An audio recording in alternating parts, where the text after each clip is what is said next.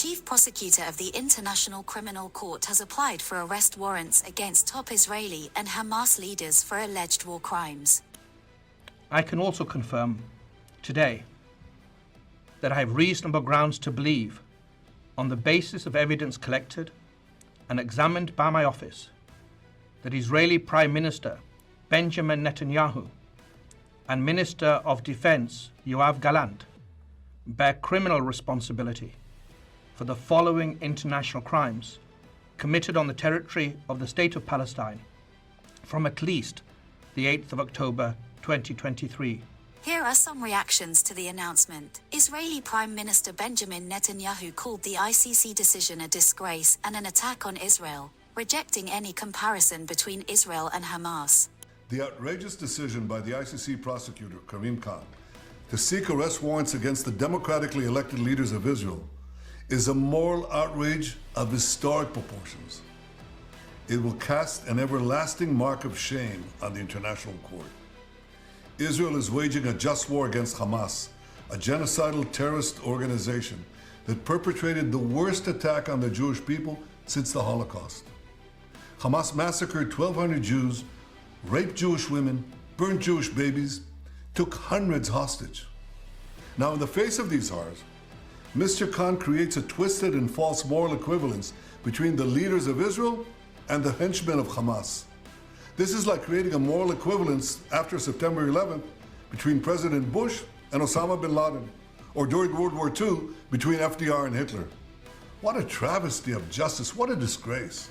Israeli President Isaac Herzog said drawing parallels between terrorists and Israel's government, which defends its citizens according to international law, is outrageous and unacceptable. Israeli Finance Minister Bezalel Smotrich likened the ICC prosecutor's announcement to Nazi propaganda. Hamas denounced the ICC prosecutor's decision to seek arrest warrants against its leaders, accusing Karim Khan of trying to equate the victim with the executioner. The government media office in Gaza welcomed the ICC's decision to seek arrest warrants for Israeli leaders, but denounced the decision to apply for warrants for Hamas leaders. Waisal Abu Youssef of PLO Executive Committee said Palestinians have the right to defend themselves and called for ICC warrants against Israeli officials for genocide in Gaza. Mustafa Barghouti of Palestinian National Initiative said the ICC's step affirms that no one is immune from international law and is a first step toward holding Israeli leaders accountable for crimes in Gaza. Belgian Foreign Minister Hadja Labib stated that any crimes committed in Gaza must be prosecuted at the highest level and called the ICC's move an important step. Austrian Chancellor Karl Nehammer said Austria respects the ICC's independence, but found the move to seek warrants for Israeli and Hamas officials at the same time non-comprehensible. Czech Republic Prime Minister Petr Fiala called the ICC prosecutor's proposal unacceptable, emphasizing that it was Hamas that attacked Israel, leading to the current conflict. Spokesperson for British Prime Minister Rishi Sunak said the ICC's decision is unhelpful for achieving a pause in fighting and humanitarian efforts, noting that the UK does not recognise Palestine as a state and Israel is not a party to the Rome Statute. We do not believe that the ICC prosecutor seeking warrants will help in this regard. As we have said from the outset, we do not think the ICC has jurisdiction in this case.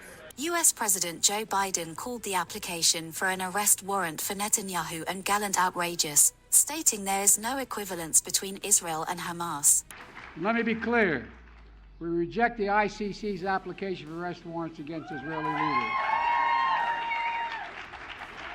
Whatever these warrants may imply, there is no equivalence between Israel and Hamas. And it's clear Israel wants to do all it can to ensure civilian protection. But let me be clear. Contrary to allegations against Israel made by the International Court of Justice, what's happening is not genocide. We reject that. We're going to always stand with Israel.